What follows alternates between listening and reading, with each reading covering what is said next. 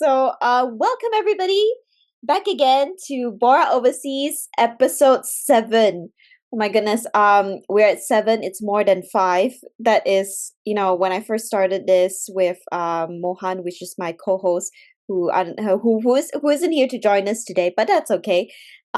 We were wondering if we would get past 1 or 2 because we had to repeat, we had to keep recording because we were like unsync, and we were so careful about what we were saying. But today I think I'm already very like comfortable. Like every episode is like a chat with the guests. And today I'm so excited because I finally got to bring onto the show somebody that I've always admired on Instagram.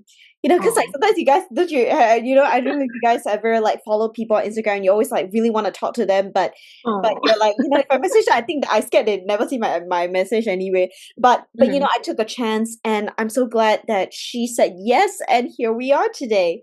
Um, Yeah. Everybody, I just want to welcome Eleasha to the show. Uh, so, Elisha, thank you so much for saying yes to being on episode 7 of Bora Overseas. Maybe let's do a quick intro, right? Of yourself. You can tell us like we all know you're definitely Malaysian. Everybody on the show is Malaysian. Yeah. Where are you based at currently? Mhm. Somewhere in the world. Yeah. Where are you from in Malaysia? Yeah, just out of curiosity. And what do you do for a living right now? Yeah. So Sure go for thing. it. Yeah. Awesome. Yeah. First of all, I think that's the first lesson of the podcast, right? Shoot your shot. Yeah. So it Yes. pays off. But yeah, thank you for inviting me. I'm very excited to be here on the 7th episode. Okay. So it was I'm Malaysian, right? So born and raised in Penang, You're best Penang. Okay. island ever. This is Okay. kind of silly, but I do count myself an island girl, and I that's why I relate a lot to Moana. Oh, okay. So yeah, Okay. Nice. so that's that. And then let's see, I've been all over the place. So about 10 years ago, I moved to Boston for school, and Mm-hmm. then after I graduated, Seattle for work. I work at Microsoft right now as a And product this is marketing all manager. in Yeah, the US, just for people. correct. Just in case somebody's like Boston or which part of yeah, but the United States. Yes. Okay. True. Yes, Okay. exactly. So after school, went to Microsoft. Mm-hmm. Then we can talk more about this later, but part of being an immigrant is sometimes like being beholden to like immigration struggles. So I did like a 1 year thing in like Vancouver, Canada. So that was the other country I've been Oh, in. Yeah. oh, okay. And That I then didn't know. Okay. All yeah, right. yeah, we can talk through that. Okay. Not by choice, but it's a really lovely place. Okay. Uh so that happened, and then I moved back to Seattle, and then kind of didn't want to do the Seattle chapter again. So thanks to COVID, like remote work is very possible, and I have to thank Microsoft, I guess, as well, for being super like remote work friendly. So I decided like I wanted to come back to the East Coast and explore living in New York, because I feel like it's a rite of passage, and I never did that in my 20s. Like I just turned 30, so I think Oh, it's kind of happy yeah, belated yeah. birthday. Oh, thank you, thank They you, say 30s is when your life really begins. So congratulations, you've reached when your life thank you. really begins. Well, I hope so. I do think like 30s in NYC is different from 20s in NYC, and I'm glad I did it like Okay. at the time that I did it, which is now, because I don't think I would have been ready for it in my 20s. But Mm, yeah, so that's the lay of the land. okay. I'm just Yeah, curious. So, you said you went to school in Boston, right? What did you yeah, study? Like, yeah. Yeah, yeah. I mean, so for context, I went to Harvard. oh, I, okay, got there. yeah, Yeah. just for context. But yeah, so I studied. Okay, I feel like everything at Harvard just is labeled as more convoluted than it needs to be. But the whole thing is cognitive neuroscience and evolutionary psychology. But you can think of it very simplistically as like just the psychology piece, which is like behavioral, and then you have like the neurobiology piece, which is like the science of the behavior. So it's both of them in one degree. Mm. Yeah. Okay, that's very interesting. I've got like a couple of questions popping up about what you're studying versus what you're working on today at Yeah. Microsoft, right? But I'm just curious, why did you choose to study overseas? Oh, this is a good plenty of question. Yeah. chances to study and in the US, Yeah. why make those choices just out of curiosity? Yeah. Yeah. I mean, I feel like everyone who's a listener who's probably Malaysian, like, I mean, I feel like the abroad choices, Mm-hmm. the primary ones are like what, UK, the US, and then maybe like Australia as Yeah. well. Yeah. But for me, I think it was really a toss up between like the UK and the US. But honestly, like looking back on my life, I feel like there was no doubt that like the US would have been a better fit for me over the UK, and I will explain. Right. I will explain why. I don't know. Should I be very long winded about it? Because I feel like I could go Oh, in just go on for it. many tangents. Yeah, Okay. just go for it. Like, let us Okay. know why do you think so? Because I think part of this show Yeah. is we really want to listen to perspectives of different Malaysians across the globe. So go for it. Okay. I'm excited. I want to Do know you, too. okay. Sorry to be asking demographic questions now, but I feel like I could tailor it according to like kind of the age range of your listeners. Like, Oh, do you know like is this I pre think college or yeah? I think okay, I think most of us finished college. Okay. Okay. I So just I only we have like kind of like 100 followers on Instagram, and I think okay. from the way I see it, I could be wrong, but it feels like that. I'm sorry, listeners, if you turned out to be somebody in university, but we're young people. Yeah, we're just Okay. give it that. We're Okay. yeah, below 30s. Yeah. So Okay. Awesome. okay. Yeah. Yeah. But okay. So I think for me, yeah, so this might not be so relevant since everyone seems to have already like gone to college in your demographic range. But I will say, one thing I really appreciated about the US's like application system versus like the UK's was that it has a broader definition of success, and it I think accounts for your passions much more than at least my understanding of like the UK application system when I was going through it, which is very, I feel like, kind of grades focused. And so I think that always appealed to me, the idea that success could be broader than just, my grades, and it also could incorporate like my interests and stuff. So there was that. I think like you're just encouraged to be more like creative as well in the application process, with like the essays being a very huge part of like the weightage of how you're like perceived. I love writing, so I think that was a big plus for me as well. But I think just beyond that, beyond the application process, um, I will say I was blessed to grow up in a family where my parents also always had that frame of like encouraging us to go explore the world in terms of like where like educational opportunities. Yep. So for me, my mom actually like studied church music in Kentucky, so a very like different Wow. experience from like That is unique. Okay. yeah, All yeah, right. yeah, yeah. Okay. Yeah, so very different experience from obviously like the cities I've lived in the US. Right. But I feel like that also set up like the stage for like what interested me. And then I will say too, like when I was 16, I got to be part of a program. I don't know if people know about this. So the US Department of State, so that's like the US government's like foreign affairs arm, Okay. they run programs with like just different countries to kind of just maintain that relationship. And so a bunch of us, like we got to go to Illinois, which is actually like the Midwest of America. So once again, very different from where I live right now, which is mainly like the coast. Yep. But that experience, like I got to meet a lot of like Americans. I got to experience like it was like a program, so there was a lot of like educational tracks as well in that. So I got to experience a bit of like an American education. I got to have a host family, and I think like that was a huge part of what made me want to come back. Yeah. Okay. Yeah, I think that makes that's I think your experiences are very informative of why US became a very clear choice, and I totally agree with you with the because I also study in the US. If I Yeah. got introduced, so I studied in the Midwest in Michigan, the big M with the yellow color. Yes. Yeah. Yeah. So and yeah, I think that's one thing I really enjoy about the US application process, and even in schools, that I think you are encouraged to think beyond a lot of because I feel like the Malaysian education system, at least in school, sometimes can be more focused on grades. It's like more like UK based kind of system, right? But Yeah. US is always like coursework, so sometimes you don't even have exams. The entire course Yeah. is based on like projects that you do, some of which may or may not relate to your major, right? So I really enjoyed that myself as well. That makes and I totally agree with you on that, right? Now I'm curious about like because you studied I'm so sorry that if I trash it, but I Yeah. All remember good. Psychology, psychology. basically psychology. Yeah. Psychology, is that Yeah. okay? Okay, Yeah. psychology. But then now I think you're working in tech, right? Microsoft is a tech company, and if I'm not mistaken, your role is a product marketing manager, I think. Yep. Yep. That's Yeah, right. I Yeah. got it right. Okay, I did my good Yeah. research. Okay, there we go. So yeah, what inspired the change? Because like why not pursue a career in like psychology, but instead you go into big tech and like business kind of role. So just Hmm. yeah, yep. Okay. There are two layers to this question. Okay, there we go. Let's go. Yes, I'm excited. I'm trying to decide like which one to start with. Let's just start with the field. Yeah, just the psychology, like as a discipline.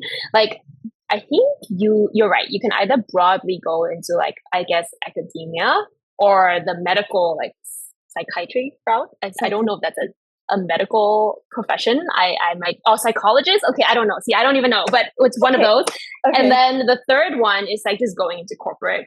Mm. And actually, I feel like psychology is a very good fit for just like marketing all out, because psychology is truly just like the understanding of like human behavior, right? So it can be applied to really any field. And I think even in college, like the way that degree was designed, at least at Harvard, gave us a lot of freedom to apply it to all kinds of disciplines. For example, like I took a class called like the psychology of like leadership. So that's like literally like psychology and organizational psychology. Mm-hmm. So psychology in like more corporate settings, right? And then there was like psychology of like early childhood education, or like psychology of like romantic relationships. Like there was just all these different disciplines that we could apply to. Damn, that's exciting. Okay, all right. Yeah, Okay. yeah. So I think like for me, like what drew me to psychology is just like honestly a love of understanding humans. I really enjoy analyzing humanity. So there's that. Plus, then my natural kind of like propensity for I like real world impact.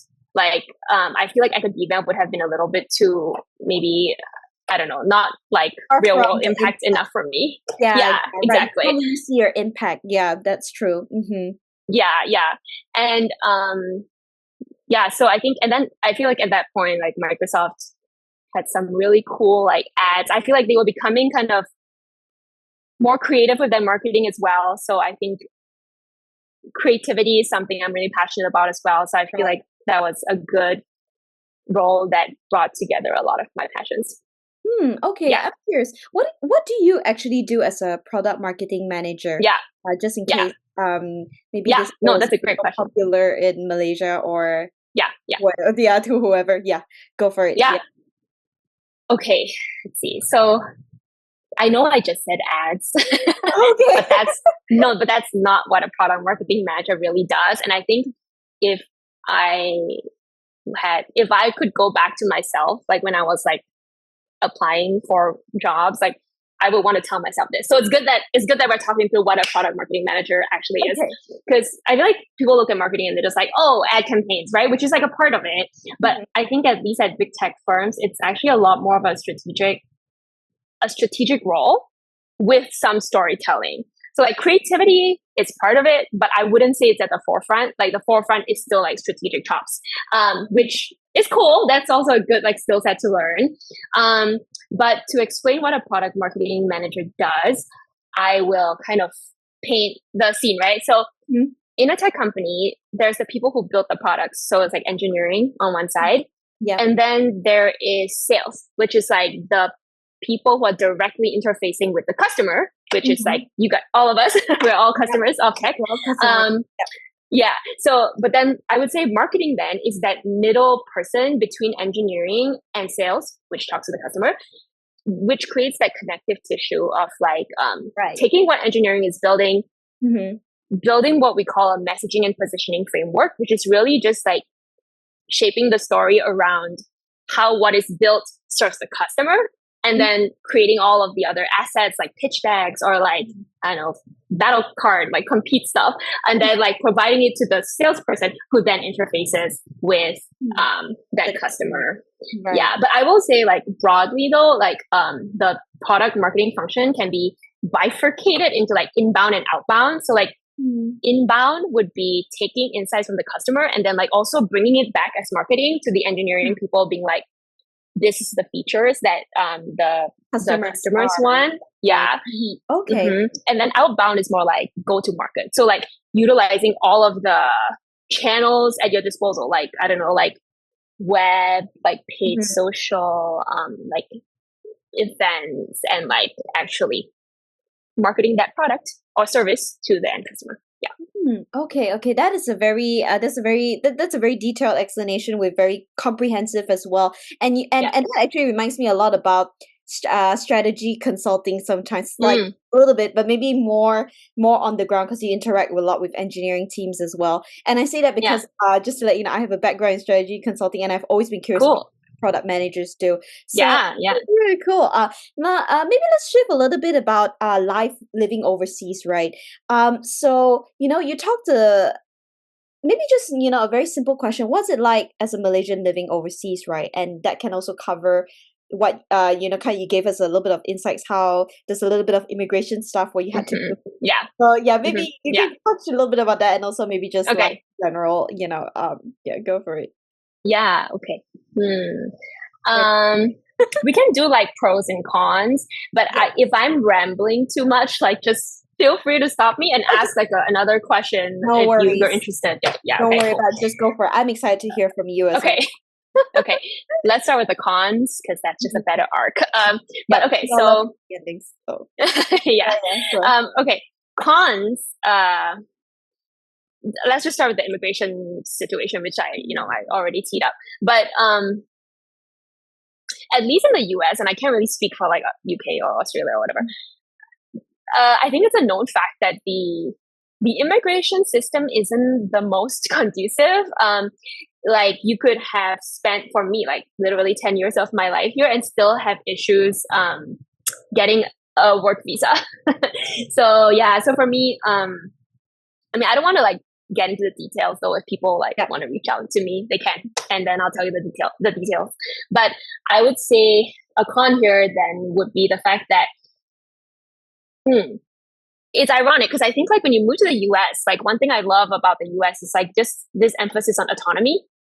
But the irony of all of this is like, because you're an immigrant and because the immigration system could be improved, a lot of times you actually don't have autonomy over your choices in terms of like, it's hard to plan too because you're not even sure. Like I said, I had to have a stint in Vancouver because of this situation, which by the way is still a lovely place. Not hating on Vancouver, everyone should visit. But yeah, like it's just the idea of like being not being able to make your own decisions, not being able to change jobs when you want to, not being able to live in a city based on out of your own choices. So that can be a little bit limiting, and people should know about that. And then I don't know what other cons. I mean, let's go into a pro, and then we'll go back to the cons, so it doesn't get too like sad. Whichever that comes to your mind. Okay. I think a pro. Oh my. Okay. I mean, there's a reason why I'm here. I mean, I feel like one big thing which makes me a proponent of like living overseas. And first of all, I want to acknowledge that is a privilege, okay? And I'm very, very grateful for the opportunities I've been given. And I think, but I will say, if you have the opportunity to have an overseas stint, like I am hugely supportive, just because I think there are things you learn about yourself that you will never be able to learn until you're put into a position where you kind of have to lean on your own expertise and just like intuition to get yourself out of situations, for example. And I think while that presents challenges, it is also like so fulfilling. and I'm so like, I just feel like I'm just grateful that I feel like I'm pretty proud of the person I am. And I think it's a huge part of that is because like I was forced into a position where I had to learn to depend on like just listen to yourself in terms of like getting through like life. So that's one thing. Back to a con, I will say, I mean, this is like stating the obvious, but I think living overseas and like making a life for yourself overseas, like there are times when it is pretty lonely for sure. And like I feel like when I'm home in Malaysia, like so I try to go back every year, and I just think I'm just able to relax in a way that I don't think I am here. Yeah, I don't. Yeah, maybe I don't. You look like you're gonna say something. Yeah, do I you totally relate? understand, yeah, how Yeah, that feels. And going home is like because you have your support system, your family, yeah, um, and yeah, everything is familiar. This is what you grew up with. But when you're yeah, overseas, you're well, you have a work kind of like a work visa, H1B yeah, or whatever visa that is. yeah, But yeah, you're still kind of an immigrant, right? Like you yeah. feel that you have to work for to be here, right? Hmm. If you don't have a family that is overseas with you, right? Right, So right. I Yeah, totally understand yeah, what you're saying here, and I feel the same way. I've been to the US and I'm in the UK. I That's yeah, exactly how I feel all the time. So yeah, yeah. I You understand. get it. Yeah, I totally get it. Yeah. yeah. And yeah, I will say too, and this is just like a shout out to Malaysians, Malaysian love, like spreading that. I think I mean I feel like you probably know this too because you've lived now in like actually more countries than I have. Well, I mean I guess equal since I was in Too Canada too. many about it. But Yeah. Well, yeah. yeah, but I think um, I will say one thing I really value about Malaysian culture after meeting so many people of like different backgrounds is just I think there's a warmth and a candor to Malaysians that is completely unparalleled, and I think they're really funny, and I really miss it when I really miss that straight talk humor when I'm here sometimes. So yeah, Malaysians are pretty great. Yeah. Nice. Yeah, I think I resonate with all the pros and cons, and Yeah. I personally, just to share a little bit, and actually I share a little bit on the show, but just in case people have not watched the first episode and they just jumped in on this episode, I also faced a little bit of the immigration part, right? But mine was a little bit more straightforward. I didn't have to move countries. I just had to get out because because I Yeah. didn't get the H1B Yeah. to continue. I just didn't get the lottery to Yeah. continue working beyond the student visa. So Yeah. that's when I worked for 1 year in the US and I left to go back to Malaysia to work, and then now I've left again to the UK. Yeah. So Yeah. yeah, I totally resonate with that, right? But I guess even when we're overseas, right, I think we try to find the beauty in everything that we see every day, the life that we live around us, right? So I'm curious, what's life outside of work in NYC? I really enjoy all your stories, but Aw. I would really love for you to share those adventures that you've had with our listeners as well, because I was always looking forward to, oh, where's she today? Like, makes me want to go to Aw. it's down That's NYC when I was in the US. So someday in the future. But tell yes. us, yeah. Yeah, okay, and feel free to stop me at any point to like ask questions about specific things. For But sure. thank you for watching my Instagram. I Yeah. will follow you. Um okay, so what is life like? So I will say, to be fair, I actually just moved 3.5 months ago to New York. So Really? it's a very new Oh, thing. it feels like you've been there for quite a while because you really Oh, like, at least from the stories. But tell us like yeah, yeah. But so I mean, yeah, so maybe I can explain a bit why I moved too. So I was in right. Seattle Hmm. for on and off like over 5 years ish. I was in the Pacific Northwest, whether that was Seattle or Vancouver. And don't get me wrong, like it's so great. If you love nature, like Seattle is 100% for you.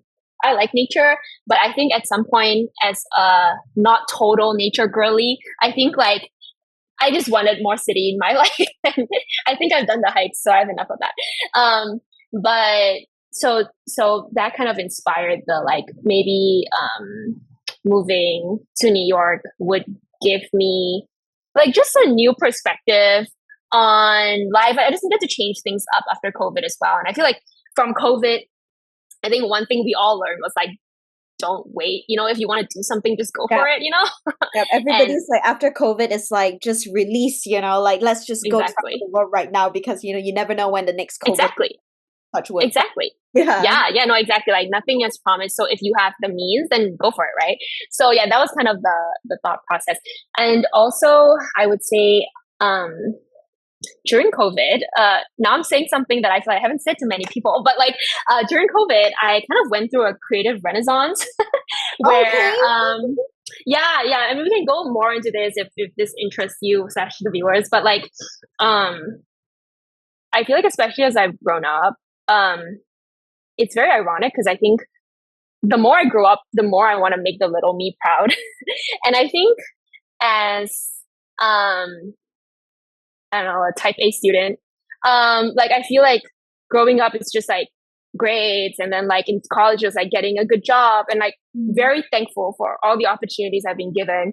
But I feel like after that though, nobody prepares you for like, okay, so like what's next? I think because I think before that there's always a pathway of like what's next, right?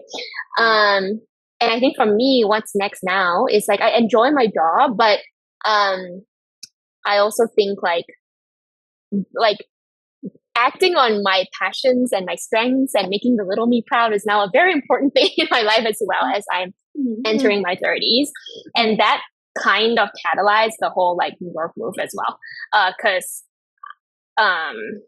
I love stories, I love narratives, I've always loved movies, like and I feel like New York is just it's like the place to be inspired by just like people and humanity and like art and like words and just stories. So I'm hoping kind of that creative energy rubs off me, number one, but also number two, I'm just hoping to, that, I don't know if you watched Hamilton, but there's a song called like The Room Where It Happens. Yes. You watched it? Yeah. For our listeners, Hamilton is a musical produced in Broadway, right? Yes, you're right. And it's got by an amazing guy called Lin-Manuel Miranda. He wrote it. Lin-Manuel. Yes, you're right. Yes. You can check out the whole soundtrack on Spotify. Highly recommend. But anyways, it's a song called The Room Where It Happens, and this is totally irrelevant to my story, so I don't know why I'm bringing it up. But I feel like I want to be in the room where it happens. I feel like location matters in terms of like the genesis of opportunity. So I feel like being here, I think, if possible, would be the right place to be to begin this creative journey. But you asked me what I do for fun. So I don't know. I think eating is a huge part of it.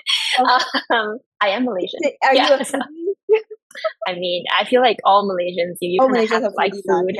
Yeah. Because also like Seattle had pretty. So I'm trying not to offend Seattle, but it's the truth. Seattle has pretty bad Malaysian food. Like there's no Malaysian options, but I feel like New York has definitely options. Has great Malaysian food, in your opinion. Okay. Well, I don't know about great, but better. Okay. All right. Yeah. Great is always in the homeland, right? Okay. Exactly. Yeah. Okay. Yeah. So like eating, and then I think so the cool thing is I actually live near Broadway, like where all the shows are. Yeah, it's like walking distance from me. So honestly, I've been like pinching myself because I'm a huge fan of Broadway. Yep. And so being able to literally walk to a show is like crazy. So I've done that quite a bit as well. And I don't know, I just try to stay like creatively inspired, honestly. So like, I read. I feel like I don't know about you guys, but I feel like in this digital age, short form content has really ruined my attention span. Like it probably has for most people. And I actually stopped reading for a while, but I feel like in New York, it's like a city that inspires me to read. So I've been going to bookstores a lot, picking out books and like actually finishing the books. So that's been really fun for me. People read a lot in like New York because they just like pick up a book, go to a park and then start reading that kind of... definitely more than in Seattle. So that's nice. Yeah. All right. Yeah. No offense, Seattle. It's okay. You're still a great city. All the love to Seattle. I feel like I'm hating on it so much. Yeah. Okay. I think that's quite similar in London as well. I think when I came here, I realized that people just like on one like afternoon after lunch, they just pick up a book and they just open up like a picnic mat and start reading while lying down in the park. Yeah. Oh, that's Yeah. like that. Obviously you don't do that in Malaysia, right? Who's gonna go to a Right. park in the afternoon, right? I just Yeah. you're so hot, right? Yeah. But Yeah. yeah, totally. That totally resonates. Anything else, or that was a Anything else? I don't know. your Hang out with Instagram? I think it's friends. like what this like I feel like I know that you've been really active on Instagram and like and I Mhm. really love the messaging and the videos that you're Oh, showing of like yeah. NYC the music that you create as well. Oh. So I'm just curious, like what is the what's your kind of like what inspires you to create the content that you do, or is there like a Yeah. message that you're trying to to bring to the world, or Wow. the Okay. world, to your Yeah. followers? Yeah. No. Thanks for asking. Honestly, I don't. I don't really have like a game plan here. Okay. Um, I will say, to be frank, um, we talked about immigration limitations a little bit and how like first of all, like very grateful for Microsoft. Like it's a great company. Anyway, if anyone wants to like talk about working there, like I'm happy to talk to you about it. But because to explain, I don't think I actually explained this to the viewers, but the work visa I'm currently on is called the L1, and like it actually keeps me like the only company I can legally work at in the US is Microsoft. So I actually can't leave Microsoft even if I wanted to. So I Mhm. feel like as a result, like work is good, and I think like it tickles a specific part of my brain and like stretches me in a certain way. But I feel like I would say a pretty creative person, and I think I've been really looking for creative outlets to practice that side of my brain.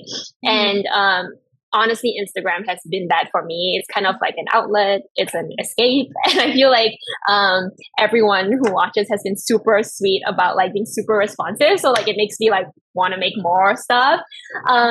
But in terms of like what's the vision there, I just think it goes back to the whole like making your little self proud and the whole like following your passions thing. Like if you want to do something, just like do it, because like Yeah. the world needs like your passion might not be like like storytelling stuff, which is totally fine. But I think if there's something I did want to like share, it's the message of like it's not a waste of time to like chase down like what makes you come alive or what made you come alive as a kid, because I think when you're pursuing that, like I feel like people can just tell it lights you up in a different way, and the world needs that. The world needs like people who are passionate about what they do and are like coming alive. So I don't know where this will lead. Obviously I hope like maybe sharing more of my stuff will like lead me to maybe opportunities where I get to do this creative stuff even maybe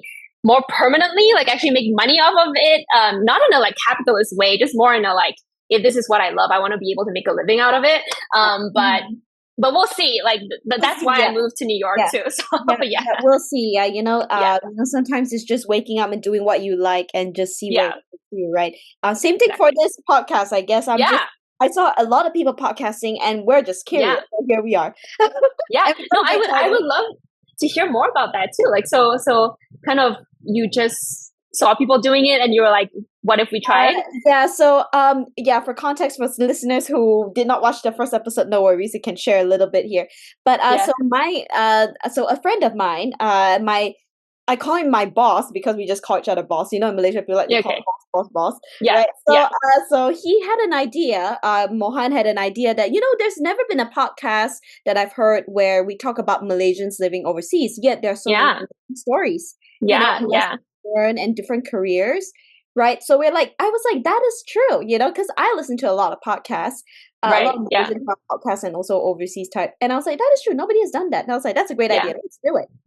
And Yeah. That's awesome. and we here we are, on the seventh episode already. So yeah, Yeah. I really resonate with that part. So Yeah. I think I just want to say, Eleasha, like thank you so much for sharing so much, right? And before we close off this episode, I think Hmm. there's got two questions that I really need to ask. Okay. Right? Yeah. Before Yeah. I ask the last question, which is a question that we ask all our guests, I've Yeah. got to ask this question because it's what is it like studying at Harvard? Because I think a lot of people Yeah. want. I want to know that too. Just it's Oh, yeah, you can this go is a any direction you want.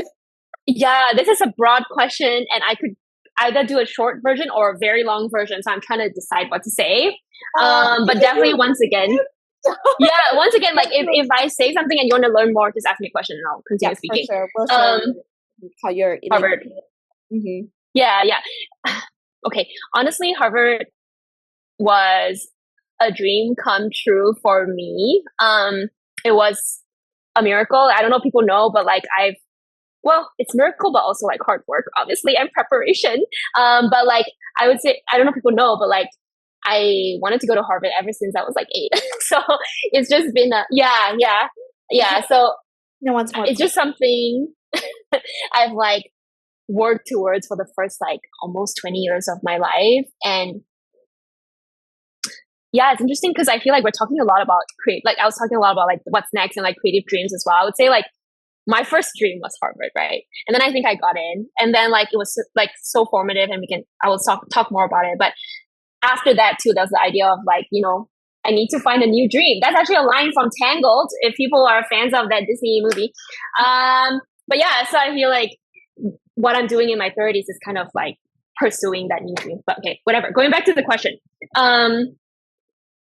honestly, it was transformative in every way. It wasn't without its challenges, but like it is what you think it's gonna be in terms of like access to really amazing professors, and I can talk more about that. Access to really amazing peers. Like all of your peers are probably like Olympia winners or like, I don't know, National Science Fair winners. Like they're just all at the top of their field at that age. And so that's really inspiring. Everyone's super driven. So there's that. And then I would say the third thing, like it was honestly just top tier in terms of like opportunities as well. I think like, because a lot of times like you're like a Harvard student. So even if you're in like extracurriculars and stuff, like you kind of have like the Harvard brand backing you up, even if you maybe don't deserve it. But I feel like so that So you deserve it all through and through, like all that hard work for first 20 years. Yep. oh, but yeah, so I would say like there were things like I'm sure like your school had it too, like consulting clubs and everything. Yeah. But yeah, so like business consulting clubs is more what I'm mentioning for the viewers. But so I think just being able to have the opportunities to like give business advice to like people who are a lot more established in their fields because you're a Harvard student, or even being able to travel. Like I was part of something called the Harvard Project for Asian and International Relations, which is this huge conference we do like somewhere in Asia. And as part of the organizing committee, like you have to staff the speaker bench with people. And so I got to reach out because of the Harvard name to like a lot of like really cool people doing cool things and get them to speak at the conference. So I would say, yeah, I would say it's really top tier in terms of that. Like, I mean, I will share, like going back to the professor piece, like it's kind of fun just because every time they give you a required reading for the class, like for every course you have like textbooks. Like it's very likely your professor actually wrote that book, you know? Yeah, or like originated the field, So I think like when you're at Harvard, it's easy to take that for granted, but that's actually so wild. Like, I was in a computer science class. Now, mind you, like I would say like analytic stuff, math stuff doesn't come very like naturally to me necessarily. But so this was like a CS like 1. It was literally like foundational class. And it was fun because that professor was actually Bill Gates' problem set partner when they were both attending Harvard together. Just really like weird lore like that. That yeah. is Yeah. Okay. How is he? Is he like what we would all expect him to be? Amazing, really smart, very like. You mean Bill Gates or the professor? Your professor, who was Bill Gates' problem set. I mean, we would expect him to be like very. He's amazing. I mean, obviously, he wouldn't be a tenured professor at Harvard if you're not smart. But but I will say he did share like a really fun anecdote where he was saying like, like Bill Gates wouldn't really do his homework, so he would leave him because he was his problem set partner. Problem set is just like homework. Okay, right. Yeah. Work together. Yeah. So he would just like leave him to do all of the work alone. But then he was telling us like in retrospect, like he wishes that he would have had the foresight to go ask Bill Gates like what he was working on instead of working on that stupid problem set, because that would have netted him a lot more money in the long term. So it's just like really wild anecdotes like that from literally just your professor. So that's fun. Yeah. Oh, okay. That is something to that is one interesting one. But yeah, it's pretty interesting. I guess, sometimes I guess he was Bill Gates was of a different mindset or breed. Yeah, the guy was Yeah. everything was homework. He was thinking about what technology would take over the world in the next Yeah. years, right? Yeah. So, Yeah. but yeah, I'm so glad that you shared this because I've always wanted to ask you what it's like to be at Harvard because we don't it's very I think as Malaysians we're very proud whenever we see our people getting into Harvard, like, Aw. yeah, Malaysians are getting in there too, right? Yeah. Yeah. But yeah, so thanks for sharing that. The Yeah. last question I really want to ask is, and we ask this interesting question to all our guests. Yeah. It's also a very deep question, but take your time to answer. Okay. Yeah. So how has living overseas shaped your perspective as a Malaysian? Mm. It's okay, you can Shaped my perspective as a Malaysian. I'm trying to understand that question. Wait, how has it shaped my perspective as a Malaysian? Like, how have I changed? Malaysian, like how is it like, yeah, it could have changed your perspective as a Malaysian living overseas, or Mm. how has like being outside, okay, maybe let's make it general. How has living outside changed your perspective in general, whether you're Yeah, Malaysian yeah. or a global citizen or Right, right, right. or Okay. whatever like Okay. you might be. Yep. So yeah. Yeah, yeah. I feel like we covered this a little bit, like we touched upon Yeah, this, I and think we touched a that's little like, bit. Yeah, I feel like yeah, yeah, I'd yeah. like to take a touch a little bit, but No, we can rehash it. It's good. It's good. Yeah, I think it's the whole idea. Oh, you know what? I can actually add something new to what we didn't discuss. So I think we talked about like how it makes you kind of trust yourself and discover yourself in ways that you really just wouldn't have the opportunity to if you didn't force yourself to be in that uncomfortable position of like kind of navigating life on your own. But on that on your own piece, I would say the cool thing about living abroad, I think it also made me realize like the importance of friendships. I think where your family can be with you. I mean, obviously, like your family is always going to be your family, and I'm very grateful that I'm still like, obviously like as close as we can be given the distance with my family. But I feel like, yeah, friendships have become like pretty important to me because I just think everyone needs that immediate like nucleus of support and just like people to do fun things with, and I feel like I've been very, I mean, there are definitely periods of loneliness, though I think that also is a very good learning in terms of just like, yeah, learning how to love yourself and enjoy your own company. But I think like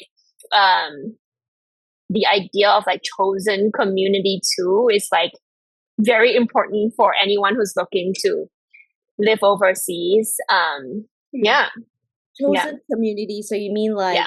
choosing who you wanna Like yeah, like choosing like just like friendships. Because I think growing up in Malaysia, like you said, like I mean that's home, right? So it's just I don't have to work that hard to have my community because it's like they're just there. your Yeah. home. Yeah, Yeah, it's home. It's home. This is exactly. your community, right? Yeah. Exactly, like siblings, friends you grew up with. But then, yeah, so that's the hard part. That's why it is lonely though, because like you don't have the benefit of all of those natural like roots connections when you're uprooting yourself. So Yeah. then the idea of having to actually like invest in being very intentional about building community and building friendships becomes so important. And like, it used to overwhelm me because I think I never had to do that. But then like having done that and having received like so much love and support in return, I think it's a good skill set to learn, like no matter where you go, just like making sure you're digging in and like building roots and community. Yeah. Because I do think like, honestly, I just think something that I've been thinking about is like, that's larger. It's just like, no matter where you're going in life, right? Like it's just more fun to bring people along for the ride. Like, I think okay, this is not to be cheesy, but I think there's like a phrase that's like, if you want to go fast, go at it alone. If you want to go far, go at it with people. And I feel like That's actually, yeah, I feel like actually being overseas forced me to learn that. Yeah. Yep, I Yeah. totally agree. And I think, I think the one thing about like what I've learned overseas related to this point is that, Yeah. you just kind of like are able to, it's almost kind of like a little bit like adaptability as well. Because when you move to Mm, a place, you have to start yeah. building your community. Yeah. You look for people that you can hang out with because you Yeah. can't live alone, right? That you can't survive alone in this world. And I think Yeah. that's one thing that I've learned a lot, at least in my experiences, every time I move, right, I'm always like able to I get better and better at at joining a community that I can connect with Hmm. Hmm. and and that's why these days I think I'm not too afraid of like moving Mm, places. Like sometimes mm, moving out of Malaysia is a type of move, but moving back to Malaysia can be daunting as mm, well, right? After mm, being mm. overseas for Yeah. like Yeah. 1 year, 2 years, it can be very daunting. But I guess I'm a little bit less afraid these days because I know that I've been trained. I mean, I have practiced this adaptability, in the Yeah. first how old am I? 26, 27. Yeah. Yeah, I'm 26. I can't forget my Yeah. age. Like 26 Yeah. years of my life. So Yeah. yeah, okay, that is very true. And Yeah. I just want to thank you, Eleasha. I think this today you shared so much with us, and I think we're all gonna find this session really helpful, right? I mean, I certainly learned a lot about I learned a lot about you because I've always, wondered about, what inspires you and, how has Hmm. your journey been? Because I've always followed you since like I think since college, like Oh, yeah, yeah. I'm so glad that I got to hear from you today. And I think you're okay for people to reach out to you on LinkedIn if they're interested in, anything related to your career or certain Yeah, expressive. sure. Yeah. I mean, I am pretty bad at getting back to people, so I'll preface with that. But yes, I'm happy to help. It might take me a while, but yes. Right, right. But Yeah. because I'm sure a lot of us out there are also aspiring to work at big tech or product Hmm. management. So Hmm. I think without I, further yeah. oh No, sorry, I you would just say it's product marketing manager because marketing. that's different, Yeah, slightly different. But yes, yes. marketing. Yes, sorry, not product Yeah. manager. Yeah. Two different things. Product marketing manager. Yeah. Yes. Yes. Yeah. But without that, I just want to thank everybody for tuning in to listen to us today. If you guys have not subscribed to like our YouTube channel, feel free to press the subscribe button. We would appreciate that so much. You'll get updated on the latest episodes, and do follow us on Instagram too because sometimes we share exciting stories and fun stuff. So if you want to get updated on that, feel free to follow us on Instagram as well. And with that, I will see you guys in the next episode of Borak Overseas. Thank you Yay. and bye bye.